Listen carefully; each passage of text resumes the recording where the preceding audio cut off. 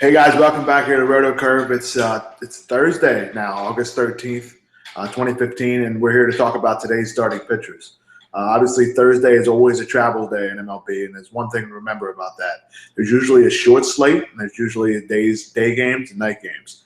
Now, for today, there's two small slates today, and the first thing I wanted to talk about is the first one starts at 12:10, just afternoon Eastern time, and there's 4 games there, and then the 5 games slate starts at 7 o'clock p.m. Eastern time. So I'm going to be detailing picks from both slates. I feel like that both slates are kind of equal, and a lot of people like to play during the day, especially with golf going on as well. So I'm going to get you some picks for both sides. Now, the first things first about these kind of days. I do not believe today is a great day to be playing in cash, simply because of the lack of variance. On short slates, there's a 5-game slate and a 4-game slate, as I just mentioned. Usually the variance is very it's far and few between, because a lot of people will have a lot of the same plays, especially at this point in the season with all the information available out there.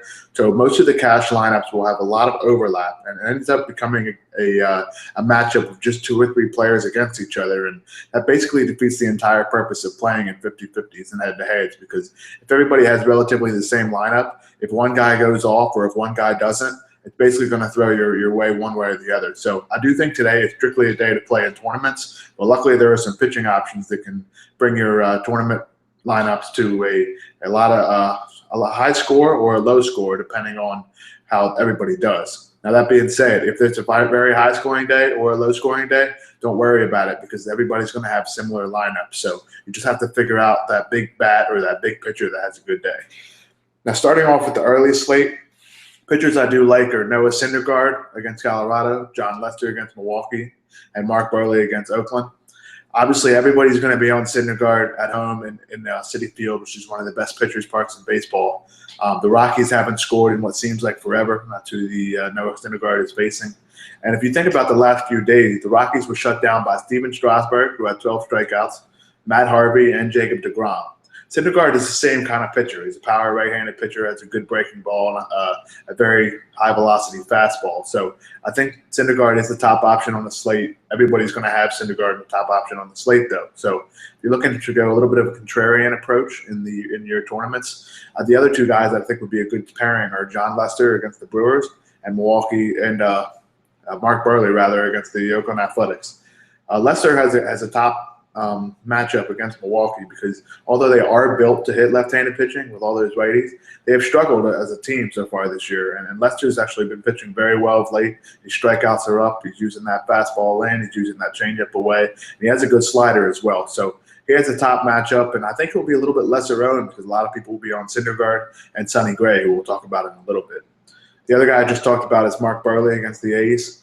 The A's don't strike out much, but they really have not been hitting the ball well either of late. And one thing about Buehrle is, despite the fact that he's given up a lot of hard-hit balls, he really has been pitching well this year. He has an ERA in the low 3s, if it's not under 3. His whip's in the low 1s, and he's actually been getting a decent amount of strikeouts. Now, that being said, in a short slate, he's the only time I could really take a chance on him in GPP, because there's really not that many options. So a guy like him who doesn't strike out a ton of hitters, the strikeouts are usually between 4 and 6 during the day, I think he's worth a shot, simply because there really aren't that many options. You just talked about me mentioned the pitchers I do like. Now, the pitchers that I don't like for this slate include Sonny Gray. Now, Gray has been one of the better pitchers in baseball. He has an ERA of 2.06 this season, and he's among the leaders in that category and in many other pitching categories. But he faces the Toronto Blue Jays on Thursday, and that's one offense I just cannot target against. They lead baseball in runs scored since the trade deadline, I believe. Since they've gotten Troy Tulowitzki, they're 13-1. I think I saw earlier that they've scored 81 runs. They have 25 home runs in 14 games, and they're pitching well as well. So a guy like that, I'm not sure I can spend that kind of money, especially on a short slate, on a guy like Gray, who has a very I don't want to say impossible matchup, but it's very improbable for him to pitch well, especially with all those guys in that order have been doing. They have guys that are platooning and hitting the ball well, like Chris Colabello and Justin Smoke, and their top-tier guys like Josh Donaldson and Tulowitzki are hitting the ball as well. Now, other guys I don't like, and I will be targeting bats against him, are Eddie Butler against the Mets for obvious reasons. Butler has allowed lefties and righties to crush him this season.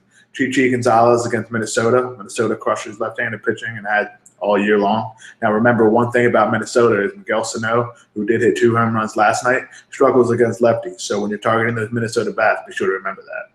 The last guy is Irvin Santana against Texas. He struggled in 2 of his last 3 starts. I believe he gave up 8 earned runs last start, so I'm not targeting him as well. That basically matches up or wraps up our early slate, so let's jump right into the late slate. There's only 3 guys that I really like in that late slate, and I think it's going to be a little bit of a mix and match in GPP with me for those 3 guys, and that's Francisco Liriano against St. Louis, his opposition Lance Lynn, who pitches against the Pirates, and then Steven Strasburg against San Francisco. The only 2 pitchers that I would feel are worth rostering with good matchups are Liriano and Lynn, but of course they're facing each other, so if you pick both of them, it limits your upside. And on a day that I think it's just wise to play simply tournament, it wouldn't be wise to do so because you're looking to maximize your points. Well, the reason why I do like Liriano is he's a lefty against the St. Louis Cardinals, and he's actually one of the better lefties in baseball. He gets a lot of strikeouts. He's one of the better changeup pitchers in baseball. That changeup has come back since his injury, so he's the top option for the late slate. He will be very highly owned. The other guy that goes against him, Lance Lynn, will probably be a little bit lower owned simply because he's facing a guy that will be one of the highest owned pitchers on the slate.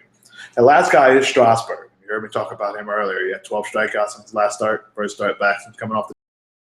But the one thing about him is he has that massive strikeout upside, and he makes him a play against pretty much everybody.